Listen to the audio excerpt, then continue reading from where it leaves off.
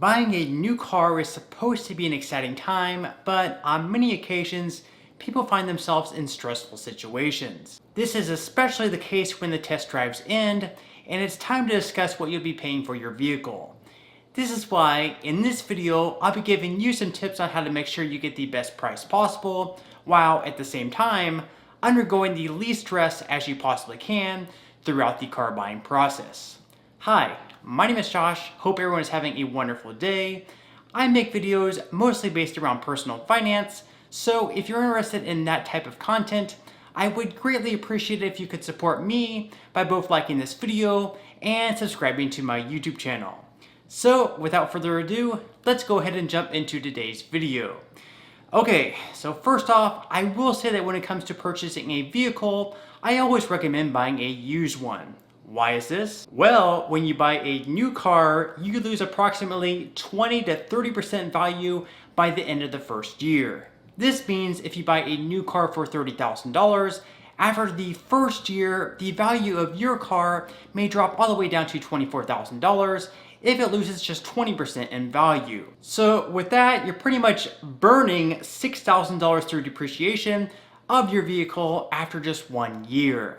If you buy a used car, you're still obviously going to see some depreciation. However, you would already be buying the vehicle after the largest percentage of depreciation had already taken place. I'm definitely not here to judge though, and I can definitely understand why some people may prefer buying a new car, especially if it fits in their budget.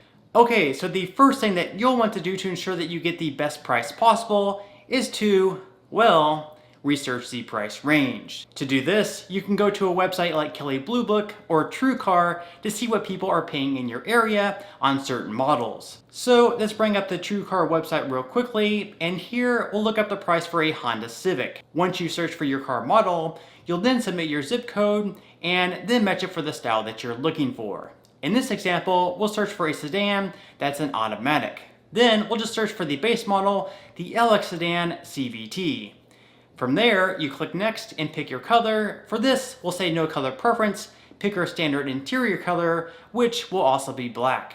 And then we finally get to the page where it shows what people in this area have been paying for this particular model. As you can see, the market average price is right around $21,000, but some people have been able to purchase it for less than $20,114, which is the price that you would ultimately be shooting for.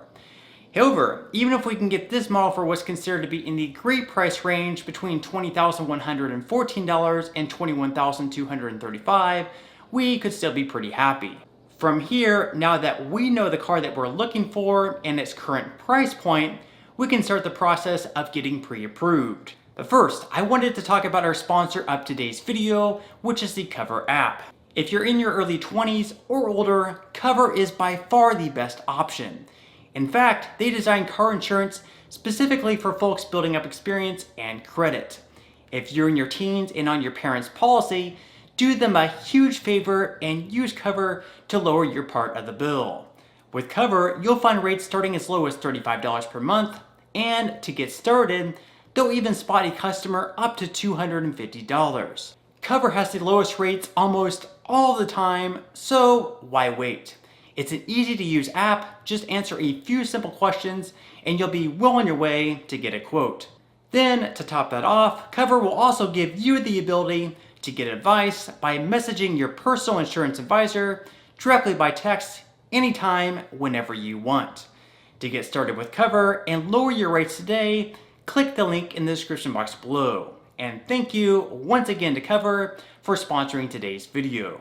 Okay, so as I was just saying, in most cases, you will be able to find a much better interest rate by searching on your own, rather than dealing with the financing at your dealership.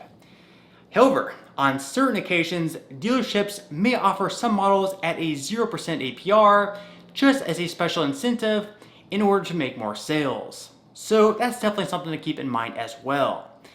In my opinion though, unless you're already getting a super low interest on your vehicle, it's always much better to pay with cash, just so you're not having to pay all this extra money in interest. However, if you are able to secure a low interest rate, you can always make those monthly payments while at the same time investing the difference in the stock market, where on average, If invested in an index fund that tracks the S&P 500, you can earn around a 10% yearly return on your investments. If you're able to earn a 10% return on your investments and your interest rate is significantly less, then you can actually grow your money much faster this way. However, no investment is ever guaranteed, and those 10% expected yearly returns in sub years can actually be much less or even come at a loss. Then comes the most important part, which is contacting dealerships to get the best possible price. Now that we know the car that we're looking for at the price point we're looking for, and we're pre-approved for a loan, we can now begin searching for the best possible price. So off we go to the dealership closest to where you live, right? Well, not exactly. You see, what happens, and you may already know this from personal experience, is once you arrive at the dealership, you're about to get jerked around a whole lot on the price. You already know the price most people are paying for the car that you're looking to buy, but more than likely, the salesperson isn't going to give you a price anywhere near that. And why is that? Well, just like you and me, they're also trying to make a living, and obviously, the higher they can sell the car, the more commission that they'll make. Who can blame them, really? So what will happen is you'll spend hours in the dealership negotiating, completely drained, and you'll either leave the dealership without making a deal, or you'll be so worn down that you'll end up paying thousands more than what you wanted to. Instead, what I recommend doing is to search for dealerships that have the car that you want in your local area. So for our past example of searching for a Honda Civic, we would want to search for our city's Honda dealers in Google. Once we do that, we'll be able to see all the Honda dealerships in our area. From there, we'll simply want to go to each dealership's website, search the vehicle we're looking for, and then request for a quote. Again, we will want to do this for every single dealership in your area, just to ensure that we're getting at least 4 to 6 quotes if you live near a highly populated area. Now, when you ask for any quote, it's very important that you ask for the OTD price or out the door price. This will include things such as taxes, title, registration, and other documentation fees. If you don't get the out the door price, then you'll be very surprised by a much higher price after reaching an agreement. Then, once you receive a quote from every dealership in your area, at that point, you can then just simply have them compete against each other. For example, if the best price you receive is $22,000 and the others offer well over that, use the best offer as leverage. Let the other dealerships know that you received an offer for $22,000 and let them beat that price. If one of the other dealerships is able to beat that price, you can then send your new low offer back to the other dealership to see if they're able to go even lower. Eventually, you will reach a point where none of the other dealerships are able to beat the lowest offer you received, and at that point, more than likely, you will have the lowest price possible. Again, it's incredibly important that these prices are the out-the-door price, and that you also receive an official quote from the dealership. You may have certain dealerships calling or emailing you to come in and finalize the deal while you're still seeking to get the best price possible, but really, don't waste your time. Their goal is to get you closed, and your goal should still be to get the best price possible. Once you get the lowest offer possible with no other dealerships willing to beat it, at that point you can then go in to finalize the deal. Finally, after you arrive at the dealership, you may find that they try to upsell you on certain things such as extended warranties. Quite frankly, these warranties, even though the dealership may make them seem like a fantastic deal, when don't they? Most of the time, they're just overpriced. And that's really the entire reason why they sell them. Extra commission. According to a Consumers Report member survey conducted in 2013, car owners typically paid more for the extra coverage than what they got back in direct benefits. This, again, shouldn't come at much of a surprise. While repairs on your car in the future are bound to be necessary, instead, you should simply create an emergency fund. That way, when things do come up, you'll already have the funds there.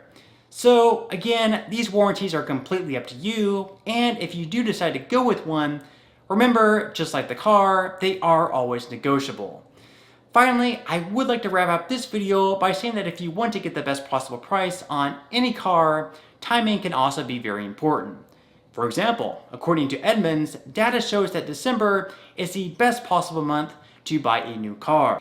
This is because dealerships are still hustling to achieve quotas for the end of the year, and in addition to that, manufacturers are typically trying to make room for the newer models on the dealer's lots, and once the new models come out, the value of the current year models will also drop substantially.